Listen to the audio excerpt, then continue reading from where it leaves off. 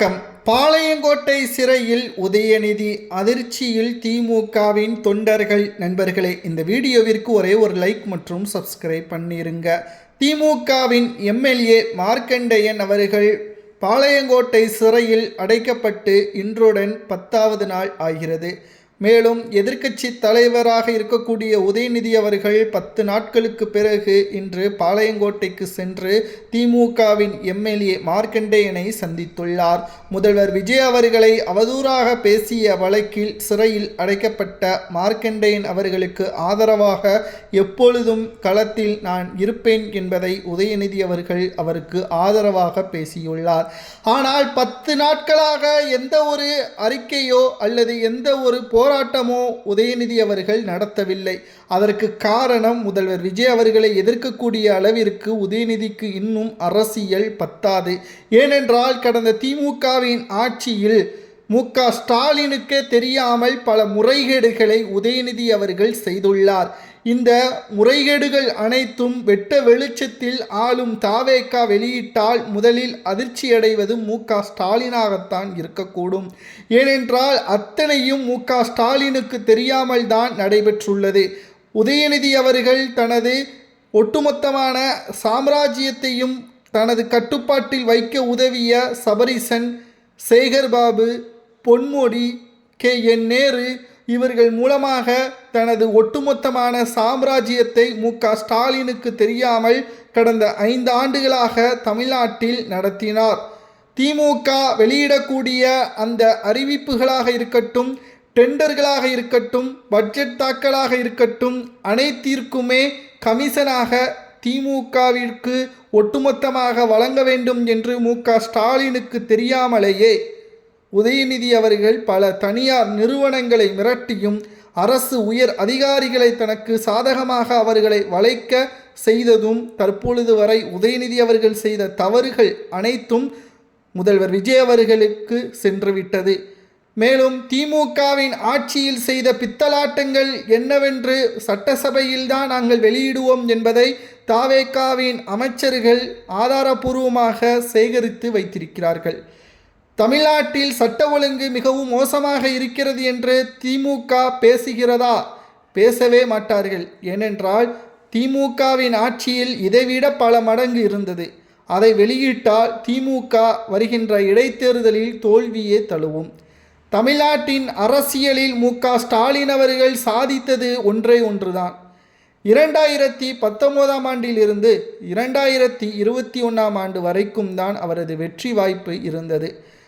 கிட்டத்தட்ட 2024 நாடாளுமன்ற தேர்தலில் வெற்றியடைந்த பிறகு உதயநிதி அவர்கள் நினைத்தார் தமிழ்நாட்டை தனது வைசம் மு.க. ஸ்டாலின் அவர்கள் தன் மீது நம்பிக்கை வைத்து அனைத்தையும் தன்னிடமே ஒப்படைத்து விடுவார், திமுக முழுவதுமாக தனது கட்டுப்பாட்டில் வரும் என்று நினைத்துதான் தேர்தலிலும் தனக்கு சாதகமான நபர்களையும் களப்பணிகளை மேற்கொள்வதற்கு உத்தரவையும் பிறப்பித்தார். ஆனால் நடந்து முடிந்த தேர்தலில் தனது தந்தையின் தொகுதியையும் அவரது தொகுதியையும் கணிசமாக நம்பாமல் அவர் நிச்சயம் வெற்றியடைவார், பணிகளை நாம் மேற்கொள்ள வேண்டிய அவசியமில்லை, தன்னை எதிர்க்கக்கூடியவர்கள் களத்தில் யாரும் இல்லை என்ற மிகப்பெரிய நம்பிக்கையில் இருந்தார்கள். ஆனால் முதல் சுற்றிலேயே மு.க. ஸ்டாலின் அவர்கள் தோல்வியடைந்து வெளியேறிவிட்டார். சேப்பாக்கம் தொகுதியில் இறுதி கட்டம் வரைக்கும் போராடிதான் வெற்றியடைந்தார். இந்த தேர்தல் அவர்களுக்கு மிக பெரிய ஒரு படிப்பினையாகவும் அமைந்துவிட்டது. இந்த நிலையில்தான் எப்போ வேண்டுமானாலும் நம் மீது இருக்கக்கூடிய எதிர்பார்ப்புகள் மக்கள் மத்தியில் ஒரு விதமான போலியான நம்பிக்கையை நாம் உருவாக்கியுள்ளோம், தன்னை எதிர்க்கக்கூடிய நபர்களும் களத்தில் இருக்கிறார்கள் என்று உணர்ந்த உதயநிதி அவர்கள் சட்டப்பேரவையில் தான் ஹீரோவாக மாற்றிவிடலாம் என்று நினைத்தார்கள். ஆனால் சட்டசபையில் செய்த ஊழல்கள் அனைத்தையும் தாவேகாவின் அமைச்சர்கள் ஆதாரத்துடன் வைத்திருக்கிறார்கள் என்ற செய்தி கேட்டவுடன் சட்டசபையில் இருந்து தெரித்து ஓடிவிட்டார்கள். மேலும் தாவேகாவை விமர்சனம் செய்த திமுகவின் எம்எல்ஏக்கள் மீது நடவடிக்கை எடுக்கப்பட்ட போதிலும் அவர்கள் மீது பாசத்துடனோ அல்லது கட்சிக்காரர்கள் என்ற அனுதாபத்துடனோ அவர்களுக்கு ஆதரவாக தாவேகாவை எதிர்க்காமல் மௌனமாக இருந்து கட்சி நிர்வாகிகள் அழுத்தம் கொடுத்த பிறகே இன்று பாளையங்கோட்டை சிறைக்கு சென்று மார்க்கண்டேயனை சந்தித்து ஆதரவுகளை தெரிவித்துள்ளார். இப்பேற்பட்ட ஒரு ஒட்டுமொத்தமான அரசியல் சூழலில் உதயநிதி அவர்கள் தமிழக அரசியலில் கேள்விக்குறியாகத்தான் இருக்கிறார். மு.க. ஸ்டாலின் அவர்கள் 2021 சட்டசபை தேர்தலில் வெற்றியடைந்ததற்கு காரணம் 10 ஆண்டுகள் திமுக ஆட்சி அமைக்கவில்லை. கலைஞருக்கு பிறகு மு.க.ஸ்டாலின் மீது மக்கள் நம்பிக்கை வைத்தார்கள். சொன்ன வாக்குறுதியை கேட்பார்கள், மக்களுக்கான உழைப்பை கொடுப்பார்கள் என்ற நம்பிக்கையும் இருந்தது. அது மட்டுமல்ல, பிரத்யேகமான ஒரு செய்தியையும் வெளியிட்டார். எனது வாரிசுகள் இனி அரசியலுக்கு வரமாட்டார்கள் என்பதையும் தெரிவித்தார். ஆனால் முதல் தேர்தலிலேயே உதயநிதியை வரவழைத்து அமைச்சர் பதவியை கொடுத்து, துணை முதல்வர் அந்தஸ்தை கொடுத்து, கிட்டத்தட்ட தமிழக மக்களுக்கு ஏமாற்றத்தை கொடுத்த காரணத்தினால்தான் தமிழ்நாட்டில் இருக்கக்கூடிய மக்கள் அனைவரும் தேர்தலில் ஒட்டுமொத்தமான தோல்வியை கொடுக்க வைத்து தற்பொழுது வீட்டிலேயே முடக்க வைக்கக்கூடிய அளவிற்கு மு.க.ஸ்டாலினுக்கு எதிர்ப்புகளை தெரிவித்துவிட்டனர். உதயநிதி அவர்கள் தான் செய்த தவறுகள் எல்லாம் தந்தைக்கு தெரிந்துவிட்டால் இப்பொழுது மார்க்கண்டேயனை சந்திக்க பாளையங்கோட்டை சிறைக்கு சென்ற உதயநிதி நிரந்தரமாக அங்கேதான் இருக்க வேண்டும் என்று பலரும் எதிர்ப்புகளையும் தெரிவித்து வருகிறார்கள். தமிழக அரசியலில் தற்பொழுது மு.க.ஸ்டாலின் அவர்களுக்கு தெரியாமல் பல தில்லுமுள்ளு வேலைகளையும் செய்துள்ளார் உதயநிதி அவர்கள். இந்த நிலையில்தான் உதயநிதி அவர்களுக்கு பக்கபலமாக இருந்த சேகர்பாபு, சபரீசன் இவர்கள் பற்றியான நடவடிக்கைகளை மேற்கொள்ள தற்பொழுது தயாராக இருப்பதாகவும் தகவல்கள் கிடைக்கப்பெற்றுள்ளது. ஆனால் இந்த விவகாரத்தை சாதாரணமாக முதல்வர் விஜய் அவர்கள் எடுக்க மாட்டார். அடுத்த 20 ஆண்டுகள் முதல்வர் விஜய் அவர்கள் தான் தமிழ்நாட்டின் முதல்வராக இருப்பார். அதற்கான அடித்தளத்தை தான் இந்த 5 ஆண்டுகளில் தமிழக மக்களின் நம்பகத்தன்மையை ஏற்படுத்தும் விதமாக ஒவ்வொரு திட்டங்களையும் பார்த்து மக்களுக்கான தேவைகளை பூர்த்தி செய்யும் விதமாக நடைமுறைகளை எடுத்து வருகிறார். நடைபெறக்கூடிய பட்ஜெட் தாக்கலின் போது கூட 2500 ரூபாய் மகளிர்களுக்கு குடும்பத் தலைவி அனைவருக்கும் கொடுப்பதற்கான ஏற்பாடுகளை செய்ய திட்டமிட்டுள்ளார்.